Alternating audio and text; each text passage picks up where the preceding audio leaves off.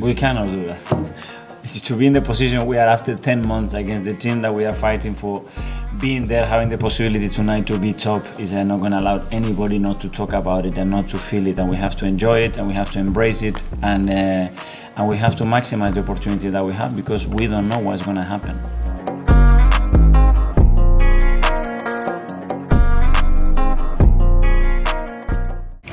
Retrouvez votre magazine avec Winamax. Winamax, le plus important, c'est de gagner.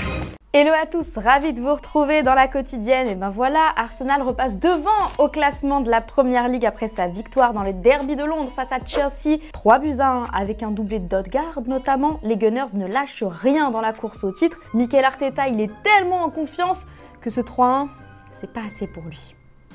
After 60 minutes, I think we should have scored 4 or 5. We didn't do that, and then obviously after conceding the goal, still a long period to play, that we should have managed the game a little bit better. Il y en a un qui a passé une bonne soirée, dis donc, c'est Pierre-Emerick Aubameyang, ancien de la maison et titulaire pour l'occasion. On a vu ce tweet, on sait pourquoi il joue avec des manches longues. Bah parce qu'il avait froid et que c'est son choix, non? Bah on va en croire les tweetos, pas du tout. Regardez, c'est plutôt à cause de ça, son tatouage qui met Arsenal à l'honneur en reprenant une photo de lui à l'époque. En effet, ça aurait pas été ouf de l'exposer. En Espagne, c'est la catastrophe au Real Madrid battu par la Real Sociedad. 2-0 sans Karim Benzema laissé au repos avant les grandes échéances qui arrivent. À noter l'exclusion de Dani Carvajal qui a reçu un deuxième jaune à l'heure de jeu après un tacle sur Munoz. Le latéral droit a quitté la pelouse en applaudissant l'arbitre, puis il a posté cette story pendant le match après avoir écopé de son rouge avec un emoji mort de rire. Il y en a un autre qui avait pas envie de rire après la rencontre, c'est Carlo Ancelotti. Bah oui, parce que la deuxième place en Liga, elle est menacée par l'Atlético de Madrid qui n'est plus qu'à 2 points. Ça la fout mal, Carlo.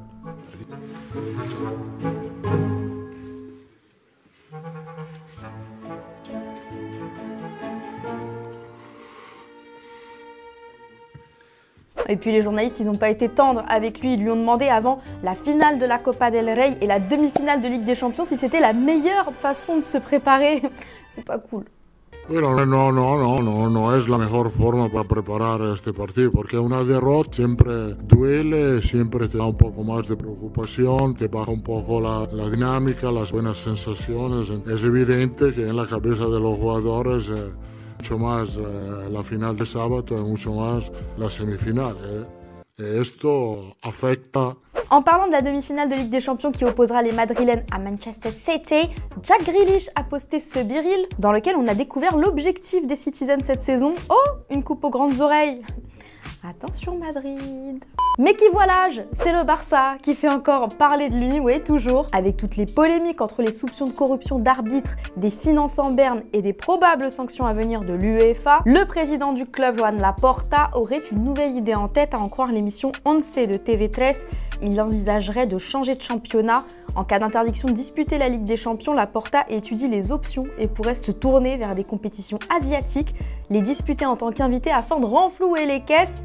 Comme si c'était pas assez, hier, bam, communiqué du club pour annoncer le départ du directeur du football Matteo Alemany à la fin de la saison. Il a annoncé rejoindre un autre projet, comme quoi on peut être premier de Liga et pas si attractif que ça. C'est pas très gentil de rigoler, mais dis donc. Excuse-moi, Alicia.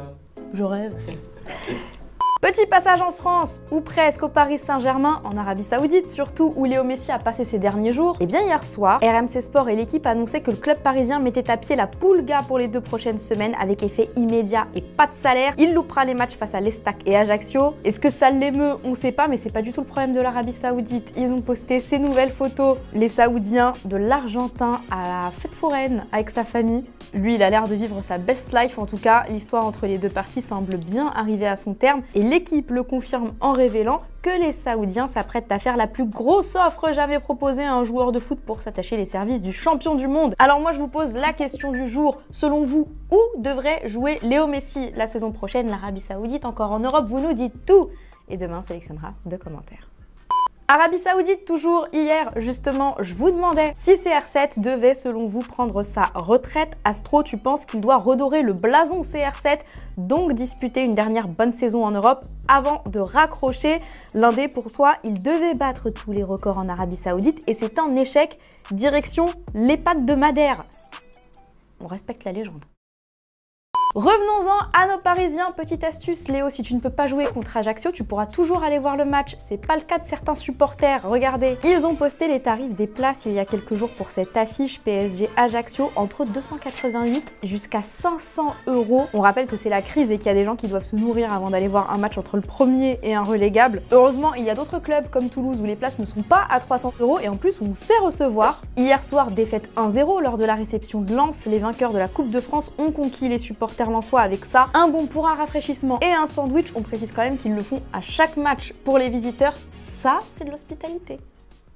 Avant de se quitter, on voulait mettre à l'honneur une femme, Marinette Pichon, la star du football féminin en France, qui va voir un biopic sur nos écrans sortir le 7 juin. Il retrace sa vie, son parcours sinueux entre son enfance difficile jusqu'à sa carrière brillante en bleu avec ses 81 buts, en passant par sa signature aux États-Unis qui a fait d'elle la première footballeuse professionnelle française. Elle est incarnée par Garance Marillier et il y a du beau monde autour. Fred Testo, Alban Lenoir, Caroline Proust. Et un peu plus d'un mois avant la sortie de ce film, on a en exclusivité pour vous la bande-annonce. D'ailleurs, on va se quitter là-dessus. Nous, on va se retrouver demain.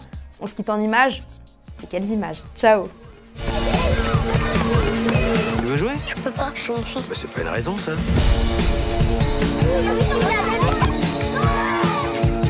Merci maman. Et on n'en parle pas à papa, hein? C'est notre secret.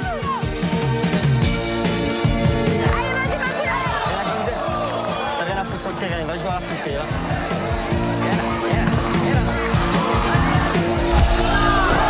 Quelle frappe!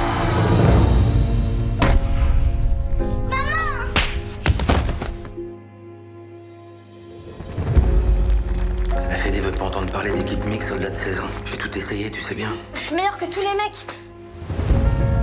Les gars, regardez, c'est Pichon. J'ai d'autres projets pour toi, figure-toi. J'ai été appelée pour l'équipe de France. Je suis trop fière de toi. Qu'est-ce que tu veux que ça me foute? Vas-y, dégage. Tu vaux rien, regarde-moi, ça crève les yeux, t'as même pas le niveau. On est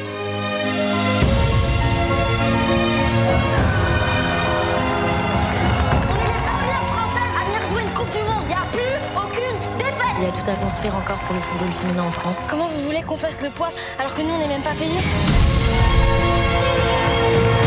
Moi, j'ai tout donné au football. Et il m'a tout donné, je dis pas. Ça m'a sauvé même. Marinette Pichon. Welcome to the United States. T'es une prodige. J'ai jamais vu une chose comme toi.